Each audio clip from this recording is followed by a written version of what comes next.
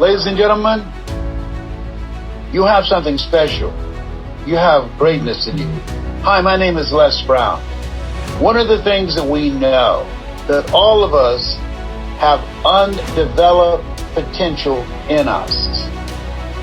I'm excited to be able to speak in behalf of the Igniters. It's a group of individuals who are messengers of hope.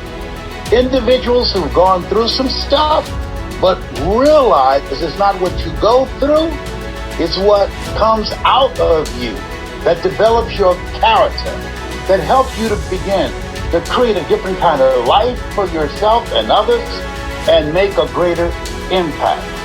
You got something special. You got greatness in you. It is difficult to bring it out. You can't read the label when you're locked in the box, and that's where the igniters come from.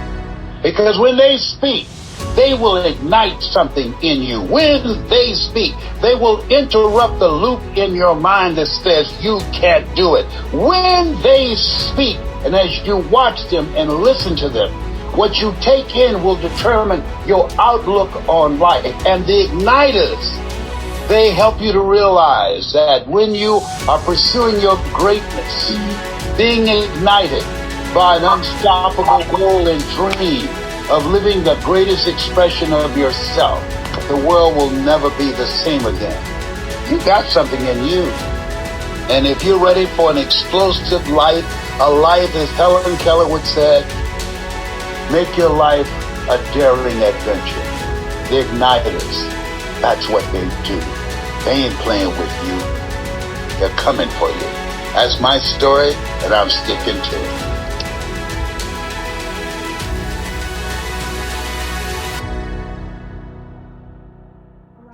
All right. I am so excited to be here. Thank you, Joy, for having me here today. Ladies and gentlemen, brothers and sisters, I am Sister Nayyirah Muhammad, and I'm going to ask you today to drop me a yellow heart to let me know that you are here.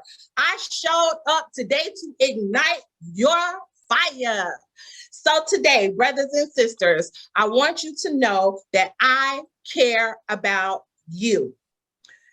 We are living in a perilous time, regardless to class, creed, color, race, religions. We're all going through something. We've all suffered through something during the midst of this pandemic. But I showed up today to tell you it's your time to heal on purpose. And if you're feeling that, I want you to put in the chat right now, it's my time to heal on purpose. Now, brothers and sisters, ladies and gentlemen, I have a question for you. Have you ever experienced a broken heart? If you've ever experienced a broken heart, today I'm going to take you on a journey on how to heal that broken heart on purpose. Now, this is a soul calling, as my mentor Les Brown would say. Your soul is calling for a change.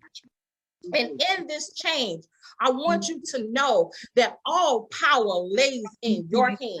Your power is in the Spirit of the Lord. Now, here's my journey. Here's my journey.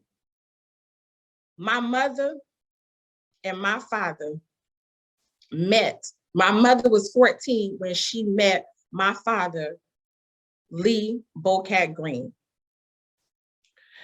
Understanding that this was a love calling. I am the eldest out of 5 children and born and raised in the city of St. Petersburg, Florida. Now, out of this union came a beautiful total of 6 children. And out of the 6 children, I must say that I am the daddy's girl. And in this journey, as I tell you my story on how I got over of a love, of a broken heart, of a daddy's girl that got lost, today, I want you to know that as I tell my story, that I want you to think about your family and how you can mend a broken heart in your family. I grew up in the city of St. Petersburg, Florida, and I want you to imagine with me hot summer days, getting wet by a water hose, being able to have crowd boils. I'm talking about my daddy. He would do crowd boils. We would have these races where we would race in the street, and he was a track star, and he trained us on how to run track. If you know anything about this, drop me some yellow hearts in the chat. You know, playing hide and go seek. This was a typical summer or a typical day in the city of St. Petersburg. In my home, my mother was the one to bring in the family structure. You know, Sister Shaq, she was the one to bring the discipline, the organization, you know, the one that gave us the chores, the one that didn't play no mess. But my daddy, for me, was the one that loved. He was the one that nurtured. He was the one that, you know, gave me what I want. And he was the one that will let me know in some type of way that you can do whatever you wanted to do. And he had this thing where everybody in the city knew Bo Cat. He was a track star. Everybody knew how fast he was. But at the age of 13, my daddy, listen up, listen up, listen up. My daddy experienced he got hurt where he was disabled, broken dream. My daddy would tell us the stories on how he was supposed to be Carl Lewis. So through his eyes, we would see and imagine my daddy's dream that he wanted to live and he wasn't able to live because of a broken dream. As time went on, my daddy became an alcoholic. He became on drugs. He became abusive to my mother. We would watch my dad beat my mother. My mother would have to leave out the house at 2 and 3 o'clock in the morning, pushing us on top of a flow model TV.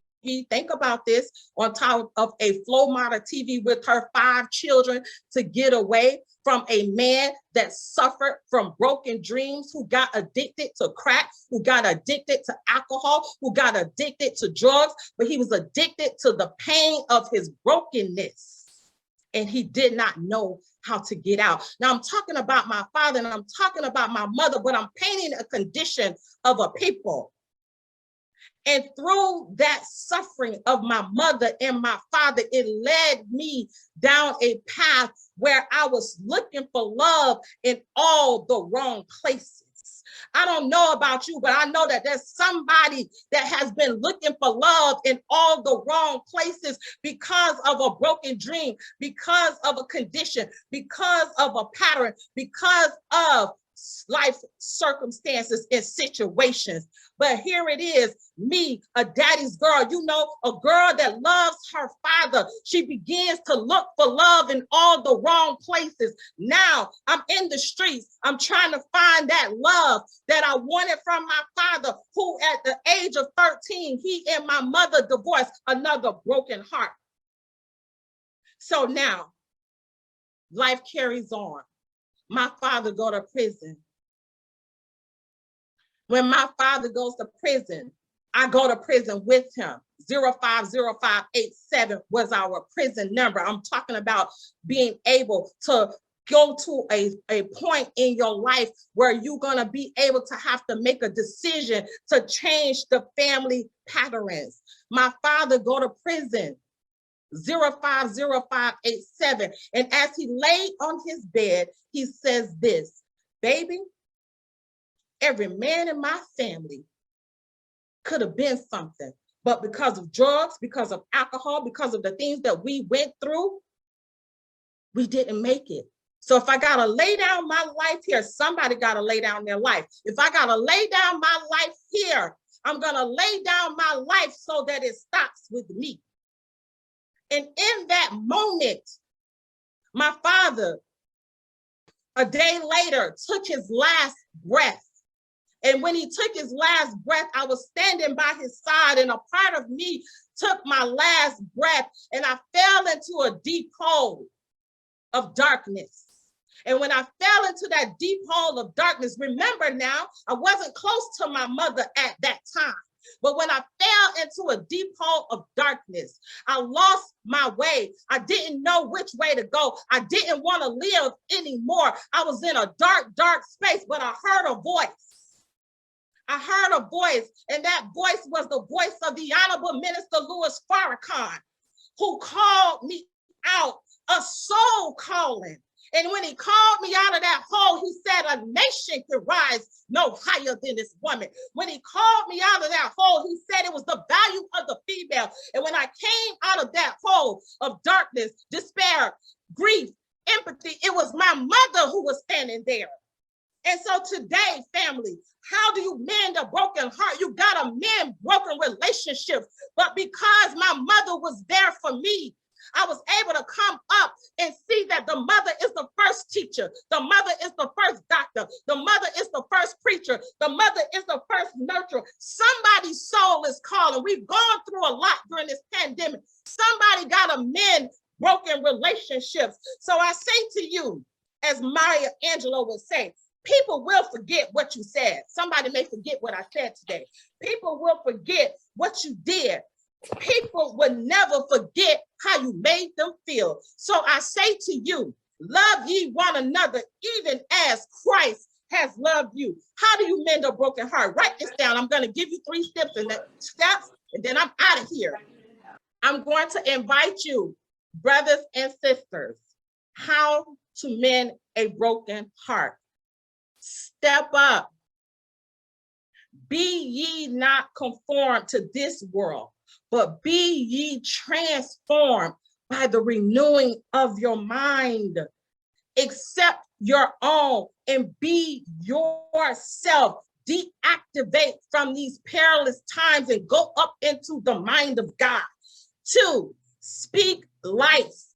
Use your voice. There's life and death in the power of the tongue.